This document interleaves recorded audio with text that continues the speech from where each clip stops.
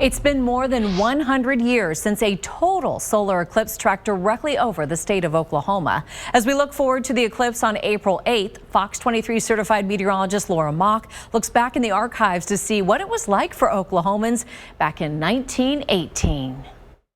Many Oklahoma cities in path of big eclipse. Guthrie to be dark tomorrow. Newspaper headlines across Oklahoma in June of 1918 warned about the sky going dark.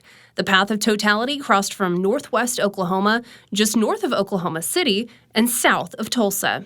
From the Stillwater Gazette, it is necessary to be on the job and to keep both eyes open if one is to get the full benefit of the eclipse. While not recommended anymore, the Gazette included instructions on how to make smoked glass, a way to look at the sun. Ye old solar glasses. Just take an ordinary strip of glass from a broken window pane or other source, dampen slightly, and hold over coal oil lamp with flame turned up pretty briskly. In a time before GPS, the Oklahoma City Times provided driving instructions to totality in the old capital, Guthrie. And next to talks of the eclipse were wartime headlines. America was in the midst of World War I. The Muskogee Times included a whole section talking about how eclipses impacted historical battles. Animals will go mad, superstitious people will pray, flowers will close, and dew will fall in the afternoon. Fighting will go on as usual in the trenches of Europe.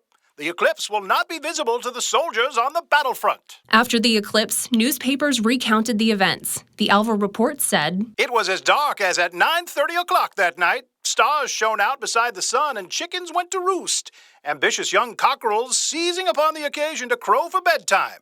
Gaseous lights were seen to shoot out from the sun." The Daily Oklahoman talked about how dark the skies were. While accentuated to a certain extent by the weather conditions, the haze that hung over the city was of sufficient heaviness that artificial light had to be resorted to in all buildings. Automobiles that paraded the streets had headlights turned on full blast. The weather conditions? Less than ideal for eclipse viewing. Rain stole the show. Though scheduled to be seen in Oklahoma City at 6:38 o'clock, the shadow was obscured by the overhanging cloudiness at that hour, and many people that did not get a glimpse that came a few minutes earlier were robbed of a vision that will not come again in a lifetime. Now in 2024, we hope for clear skies again.